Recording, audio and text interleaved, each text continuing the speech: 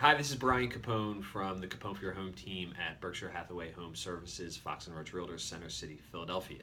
For today's vlog, we are going to talk about open houses. And we're going to talk about open houses for the general public, if you are a buyer or seller, but also open houses as it relates to being a realtor. So, why are open houses good for buyers and sellers? For buyers, particularly in the city, it's a great opportunity to learn different neighborhoods. If you're new to the area or relatively new to the area, they are good to learn different property types. Am I a condo buyer? Am I a single family home buyer? Do I want 2 stories, 3 stories, contemporary, more classical, the ins and outs of the properties? A great opportunity to get into a lot of different properties quickly. It's also good just a window shop, for lack of a better word. You are early in the process. You may not be ready to commit to working with a realtor. You may be way far out. You just want to tip your toe in the waters and learn a little bit without any commitment. It's a great opportunity for open houses to do that. For sellers, it's really all about feedback. Yes, you're going to get traffic to your open house. Is it going to be the ultimate buyer of that property that comes to the open house? I'll say maybe. If I'm a betting man, I'll say no. But really, as a realtor, when I'm hosting an open house for my seller, I'm looking for consistent patterns. I'm looking for consistently price too high, price too high, price too high. Or we don't like this particular feature of the home. And maybe that's a feature early on in our process with the seller. We highlighted as being a potential problem area, but we just weren't sure how the general public would respond to it. An open house with serious buyers, serious guests who are qualified and educated, they can tell you specifically, yes, I like that, no, I don't like that. And those are things you go back to the seller and you change. You say, okay, the public is telling us, we're consistently hearing that they don't like this particular aspect. We need to do something about it. Change the price, repair it, whatever it may be. So when you're hosting an open house, for the seller, it's really important that the people who come through there, as a realtor, you engage them and you ask specific questions, and you really get a feel for what these people know about the market, and is their feedback relevant, or do they have simply no clue what they're talking about? So that's a little bit about open houses. That's probably a blog post in and of itself, but I also want to talk about, in these vlogs, what it's like to be a realtor, and a little bit away from the transactional side, and what we do, and how we hone our craft, for lack of a better description. So open houses are a key component of being a realtor.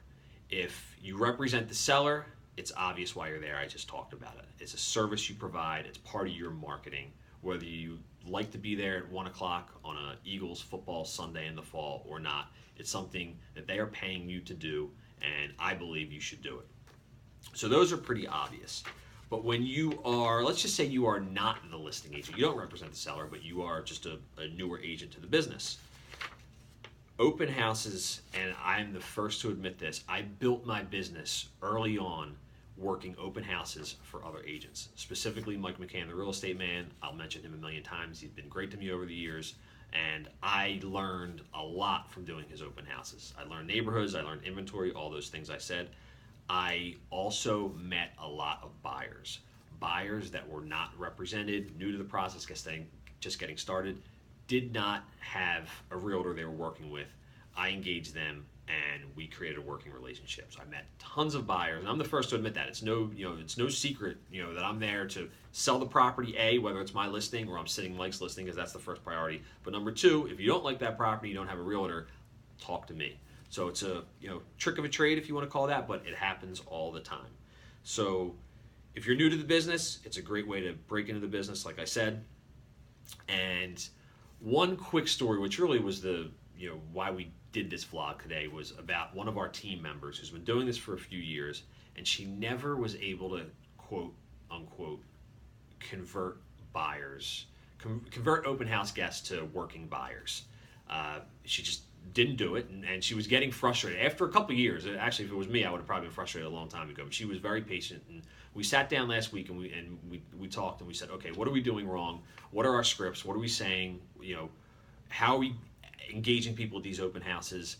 How what is our follow-up process afterwards. And one of the key things that I picked up on her, and it's just blows my mind, which is why I'm talking about it, is she's super nice, she's very sweet, she's very bubbly, she's almost too nice.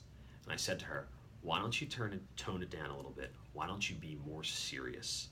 Engage them, don't change who you are deep down, but show a little different facade. This is the biggest transaction of somebody's life. Let them know that this is your business, you can help them, you are serious. So that was last Thursday. I came into the office on Monday, and she said, yeah, I picked up a buyer at the open house we did at 530 Girard on Sunday.